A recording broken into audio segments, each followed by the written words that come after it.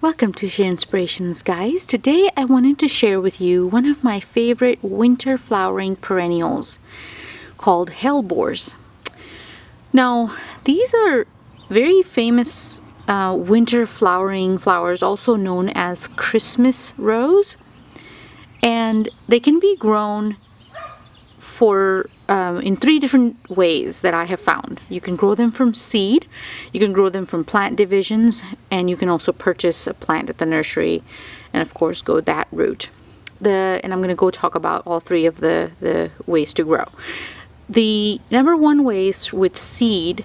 However, the drawback with that is it takes about 3 to 4 years for the plant to establish to flower.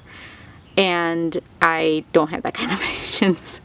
The second way is the way I have grown these, and I have gotten 4 different plants.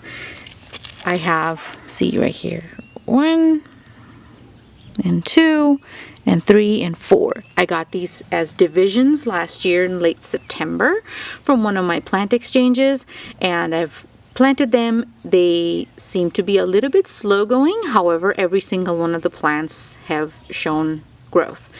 So that is my way of acquiring these plants. If you know somebody who has these, you can get divisions from. Great. If you don't, you can join plant groups, or you can buy them bare root divisions online from an online retailer.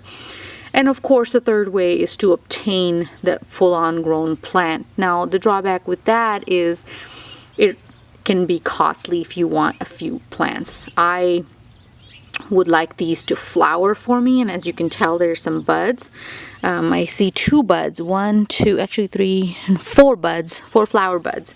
So maybe in about a month's time, early March or so, since we're in the first week of February now, they may flower for me, hopefully, and then these 2 may flower a little bit later. This is my first year growing them, and I found that they grew great for me in the wintertime, and hopefully at the end of this year, 2019, they would be flowering around Christmas time, because they seem to be cold-loving, shade-loving plants. I have them in full shade. They do get maybe like about an hour's worth of sun, but otherwise they're in full shade and just seem to be very happy. I do live in a very hot area in the high desert of Southern California, where in the summertime the sun's scorching heat reaches about 115, 118 degrees. So if you live in a milder area, they would be fine if you plant them in partial shade as well. I hope you found this video helpful and it added some value into your cut flower gardening, and I will see you in the next one. Thank you. Bye.